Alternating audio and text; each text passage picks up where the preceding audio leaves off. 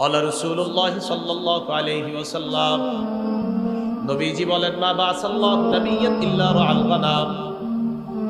আল্লাহ পাক রব্বুল আলামিন এমন কোন নবী দুনিয়াতে পাঠানো নাই যে নবী মেষ চড়ায় নাই, ছাগল চড়ায় নাই। যত নবী দুনিয়াতে পাঠাইছে সবাই মেষ চড়িয়েছে, ছাগল চড়িয়েছে। ক্বালা আসহাবুহু, সাহাবারা বললেন, ইয়া রাসূলুল্লাহ ওয়া আনতা, আপনিও কি মেষ চড়িয়েছেন?